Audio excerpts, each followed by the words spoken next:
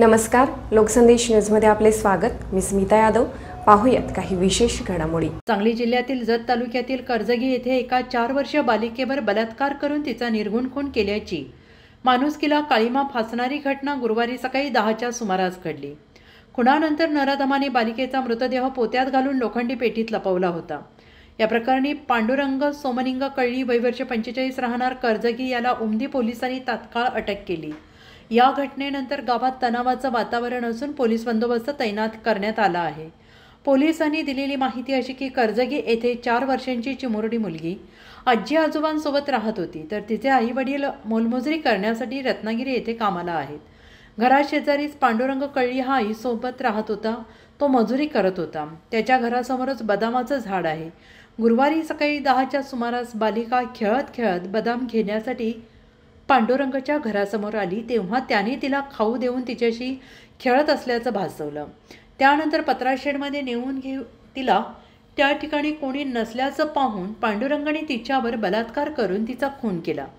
खुनानंतर कोणाला हा प्रकार निदर्शनास येऊ नये म्हणून तिला पोत्यात टाकून मृतदेह लोखंडी पेटीत लपवला। दरम्यान नात बराच वेळ कुठेच दिसत नाही म्हणून तिची आजी विचारपूस करू लागली। चौकशी करताना शेजारील पांडुरंग याने तिला घेऊन गेल्याचं शेजाऱ्याने सांगितलं आणि त्यामुळे आजी त्याच्या घराकडे गेली, तेव्हा पांडुरंग पत्र्याच्या शेडसमोर झोपल्याचं निदर्शनास आलं। त्याला नातीबद्दल विचारणा केली असता त्याने माहिती नसल्याचं सांगितलं। तसेच त्याने लोकांबरोबर बालिकेला शोधण्यासाठी मदत करण्याचा बहाणा केला आणि तेवढ्यात काही लोकांनी उमदी पोलीस ठाण्यात 4 वर्षीय बालिका बेपत्ता झाल्याचं फोन करून सांगितलं होतं। उमदी पोलीस ठाण्याचे सहाय्यक निरीक्षक संदीप कांबळे यांचे पथक घटनास्थळी दाखल झाले। बालिकेचा शोध घेत असताना पांडुरंग याच्याबरोबर तिला पाहिल्याचं काहींनी सांगितलं। शोधाशोध करताना लोखंडी पेटीमध्ये बालिकेचा मृतदेह पोत्यात घालून टाकल्याचं निदर्शनास आलं। पांडुरंग याला तात्काळ ताब्यात घेऊन उमदी पोलीस ठाण्यात आणलं गेलं। बालिकेच्या खुनाची माहिती मिळताच परिसरात गर्दी जमली। पंचनामा करून मृतदेह शवविच्छेदनासाठी जत येथे पाठवण्यात आला। गावात तणावाचं वातावरण आहे। बालिकेवर बलात्कार करून निर्घुण खून केल्याचं समजल्यानंतर गावात सर्वत्र जिल्ह्यात खळबळ माजलेली आहे। गावात तणावाचं वातावरण पाहून तातडीनं पोलीस बंदोबस्त तैनात करण्यात आलेला आहे। पोलीस अधीक्षक संदीप घुगे, अप्पर पोलीस अधीक्षक रितू खोकर, स्थानिक गुन्हे अन्वेषणच्या पथकाने घटनास्थळी भेट दिली। तसेच उमदी पोलिसांना याबाबत सूचना दिल्या गेल्या। बालिकेवर लैंगिक अत्याचार करून खून केल्यानंतर तिच्या आजी आजोबांना धक्का बसलाय। तात्काळ तिच्या आईवडिलांना बोलवण्यात आलेलं आहे। गावात तणावाचं वातावरण आहे। नराधम पांडुरंग कळली याच्यावर कठोर कारवाई करण्याची मागणी होत आहे। बालिकेच्या खुनानंतर सर्वत्र संतप्त पडसाद उमटत आहेत आणि कर्जगी ग्रामस्थांनी शुक्रवारी जत तालुका बंदची हाक दिली आहे आणि त्यामुळे जत शहरासह कर्जगी गावात बंदोबस्त ठेवला आहे। जी घटना घडली त्या ठिकाणी तुम्ही भेट झाला, काय तुम्हाला त्यात आढळून आलं, काय नेमकी परिस्थिती आहे? आज कर्जगी तालुका जत या गावात एक निंदनीय आणि गंभीर गुन्ह्याची घटना आहे। याच्यामध्ये एक अल्पवयीन मुलीची हत्या झाल्याचं आम्हाला माहिती मिळाली। त्यानुसार पोलीस स्टेशन उमदी येथील प्रभारी श्री संदीप कांबळे तात्काळ गावामध्ये आले। त्यांनी मुलीचा शोध सुरू केला असता त्या मुलीची डेड बॉडी आढळून आली आणि त्यामध्ये जे संशयित व्यक्ती आहे त्याला पोलिसांनी तात्काळ त्या ठिकाणी ताब्यात घेतलं। यानंतर मुलीचं पोस्टमॉर्टम करण्याकामी ती बॉडी शासकीय रुग्णालय इथं पाठवण्यात आली आणि त्यावर जे डॉक्टर अभिप्राय देतील त्यानुसार पुढील कारवाई आम्ही करू। या ठिकाणी त्या गंभीर गुन्ह्याची घटना घडली, त्यानुसार खून झाल्याचं जर दिसून येते त्यानुसार आम्ही घरच्यांची तक्रार घेऊन गुन्हे दाखल करत आहोत आणि यामध्ये आणखीन काही गोष्टी समोर येतील त्यानुसार आम्ही तपास करू। पुरावे प्राथमिकदृष्ट्या जे आम्हाला घटनास्थळावर मिळत आहेत आणि अधिकचे पुरावे आम्ही तपासात घेऊ आणि लवकरात लवकर या गुन्ह्याचा तपास संपवून आम्ही ते दोषारोपपत्र माननीय कोर्टासमोर ठेवू। सर, आता सध्याला असं जनतेमध्ये चर्चा चालू आहे की पोलीवर बलात्कार झाला, म्हणजे असं काय घटना घडल्यानंतर जे जनतामध्ये आक्रोश जे निर्माण झाला आहे त्याकडे पोलीस यंत्रणा ह्याकडे कसं बघणार? आता जो प्राथमिक गोष्टी आहेत की याच्यामध्ये घटनास्थळावर आम्हाला बॉडी मिळाली, त्यानुसार आम्ही खुनाची घटना आहे एवढं तर आम्हाला दिसतंय। डॉक्टर यामध्ये काय त्यांचा अभिप्राय देतात, पोस्टमॉर्टम होईल आणि डॉक्टर जे अभिप्राय देतील त्यानुसार आम्हाला अधिकच्या गोष्टी कळतील आणि त्यानुसार आम्ही तपासाची दिशा ठरवू। जनतेला काय आव्हान म्हणजे रोजगाराची गावातली जी जनता आहे त्यांना काय शासन पोलिसांना आता या ठिकाणी पोलिसांनी तात्काळ आपली कारवाई सुरू केलेली आहे. माझ्या सर्व गावकऱ्यांना पण हे आव्हान असेल की आपण पोलीस प्रशासनाला सहकार्य करा, आम्हाला तपास करू द्या कामी आणि याच्यामध्ये कुठेही कायदा सुव्यवस्थेचा प्रश्न निर्माण होणार नाही याची प्रत्येकानं खबरदारी घ्यायची आहे.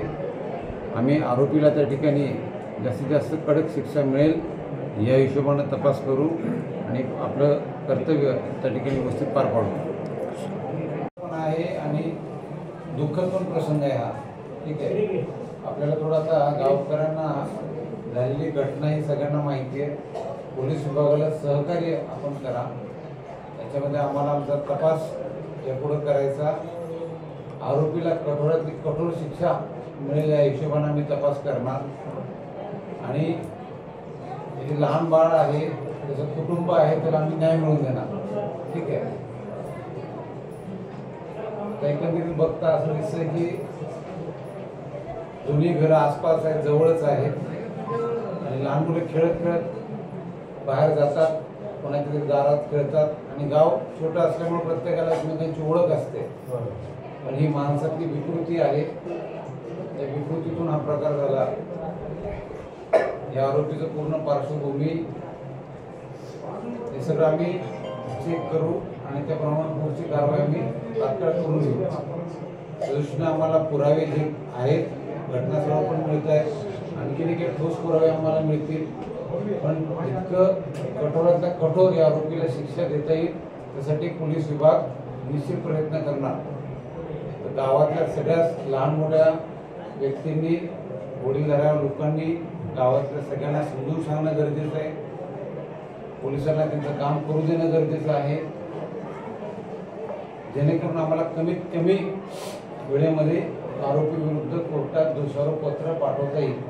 आणि आम्ही कोर्टाला निश्चितच विनंती करू की याच्यामध्ये ही केस जलद गतीने चालवावी, फास्ट ट्रॅकवर चालवावी आणि आरोपीला लवकरात लवकर यामध्ये शिक्षा व्हावी. त्यांचं काम करू द्यायचं आहे. आपल्या त्यामध्ये काही विचारायचं असेल की आम्हाला सांगायचं असेल तर तुम्ही बोलू शकता. शिक्षणामध्ये फाशी व्हायला पाहिजे बघा. शिक्षण झालं तर ते 4 वर्ष पडत की तसं नाही की फाशी व्हायला पाहिजे. एवढं मानणं आहे आमचं. आम्ही त्या दृष्टीनेच प्रयत्न करू. करा तुम्ही करता म्हणून तर मी आपलं सांगतो. तुमचं पुढं मी काही बोलत नाही. आणि हे जे आमचे समाज आहे, गरीब समाज आहे साहेब, आणि आमचं समाजावर भयानक अन्याय झालेला आहे. आणि तुम्ही सहकारी सगळं बोलायला लागलं, तुमच्यावर आमची विश्वास आहे. आणि हे जे गोष्ट आहे साहेब, तुम्ही जे बोलायला लागलं व्हायलाच पाहिजे साहेब. एक तुम्हाला विनंती करून सांगतो, तुम्ही रागाला येत नाही म्हणलं होता, सांगू का साहेब, त्याच्यावर जर नाही कारवाई झाली करजी गाव रस्त्यावर तिथं उतरवून काही तसं काही आपण डोके जाऊ नका. आम्ही विनंती करून सांगतो, आम्ही जितक्या लवकर याच्यामध्ये दोषारोपपत्र जितक्या लवकर कदाचित ते 8 दिवसात 10 दिवसात आमचा तपास संपला की आम्ही ताबडतोब दोषारोपपत्र दाखल करू. त्याच्यामध्ये कायद्यामध्ये पण तरतूद आहे की 60 दिवसांच्या आत आम्हाला तपास पूर्ण करावाच लागतो. मी तुम्हाला इथे शब्द देतो की याच्यामध्ये आम्ही पूर्ण आमचा विभाग काम करेल आणि जितक्या लवकर चार्जशीट करता येईल तितक्या लवकर दोषारोपपत्र तयार करता येईल आम्ही करू.